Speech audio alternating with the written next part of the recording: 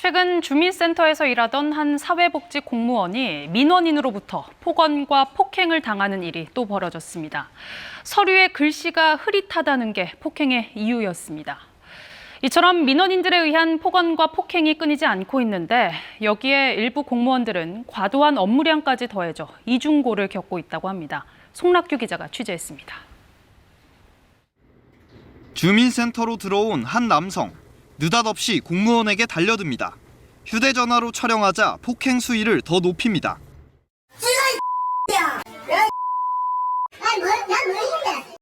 말려도 소용없습니다. 왜 때리는데 왜? 서류에 글씨가 흐릿했다는 게 폭행의 이유. 이 남성은 현장에서 체포됐고 피해 공무원은 충격에 시달렸습니다. 구청에 하루에도 수십 통씩 전화하고 이제 폭언이나 성희롱적 발언도 했던 그 악질 민원이었습니다, 원래. 지방자치단체 공무원 10명 중 8명은 언어폭력을 경험했습니다. 30%는 성희롱을 경험했고 폭행을 당한 경우도 15%로 조사됐습니다. 악성 민원인을 처리하고 나면 과도한 업무가 기다립니다. 최근 한 지자체 누리집엔 복지공무원 가족의 호소글이 올라왔습니다. 매일 밤 11시에 퇴근하고 주말에도 출근한다. 이 정도면 염전노예 수준이라고 비판했습니다. 위기가구를 관리하는 주민센터 복지 담당자는 최근 5년간 50% 증원됐습니다. 하지만 업무는 4배 증가해 결국 1인당 업무량이 2배 넘게 늘어난 셈입니다. 업무 과중의 문제들과 더불어서 이런 민원인들의 폭언이나 폭행이 계속적으로 증가하고 있는 게 현실이거든요. 업무에 이제 몰입하기 어려운 상황이. 전문가들은 복지공무원들이 안팎으로 이중고를 겪고 있어 서비스질 저하로 이어질 수 있다고 우려하고 있습니다. KBS 뉴스 송락규입니다. 공무원을 상대로 한 민원인의 폭언과 폭행이 끊이지 않고 있습니다. 실시간 녹화장비 보급 등 실효성 있는 예방 대책은 더디기만 합니다. 이유진 기자입니다. 한 남성이 손에 담배를 쥔 채 행정복지센터 안을 오갑니다. 이를 말리자 바닥에 담뱃불을 끄기도 하고 아저씨, 이러면 안 되고 가세요. 자리를 뜨지 않고 서성이더니 급기야 직원에게 주먹을 휘두릅니다.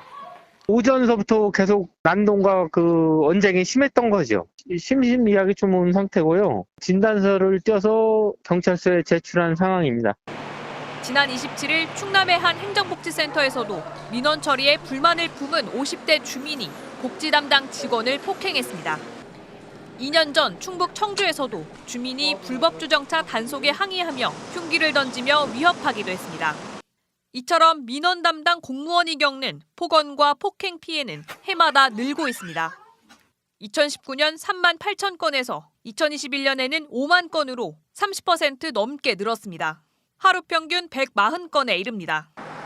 자치단체마다 악성 민원인에 대응하기 위해 실시간 상황을 녹화하는 휴대용 카메라를 도입하고 있지만 보급 속도는 지자체별로 천차만별입니다. 근본적인 예방책들 그리고 이런 악성 민원들이 분명히 범죄고 엄중한 처벌을 받는다라는 사회적인 인식이 반드시 좀 필요하다고 생각합니다. 행정안전부는 다음 달부터 민원 담당자 보호장비 마련과 상담 치료 등의 규정을 담은 개정된 민원처리법을 시행하기로 하고 대응 훈련과 관련 교육도 늘리기로 했습니다.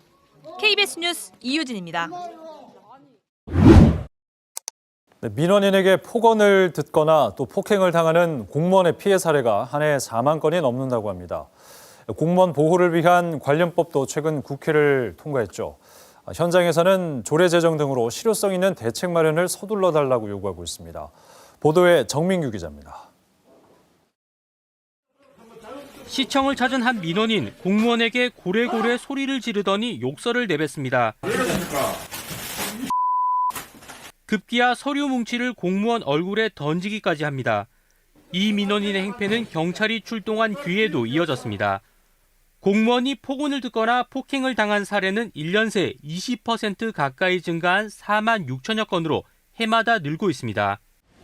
최근에는 밖에서 일하는 경우가 많은 공무원들을 위해서 이런 스마트워치도 보급이 되고 있습니다. 긴급한 상황에서 버튼을 누르기만 하면 자동으로 전화가 걸어지고 위치도 전송됩니다. 몸에 착용하는 소형 카메라를 공무원들에게 나눠준 자치단체도 있습니다. 해운대구는 부산에서 처음으로 민원 담당 직원을 넘어 모든 직원을 보호하기 위한 조례를 제정해 올해부터 시행에 들어갔습니다. 스마트 기기나 웨어캠 같은 기기들이 근본적인 문제를 해결할 수는 없지만 위급 상황을 해결할 수 있도록 주변에 많은 그런 보조 장치들이 개발이 돼서 조금 더 안전한 환경에서 지금 일을 할 수 있지 않나 생각이 듭니다. 수영구와 남구, 동구, 사상구 등도 잇따라 조례를 마련하고 공무원 보호에 나섰습니다.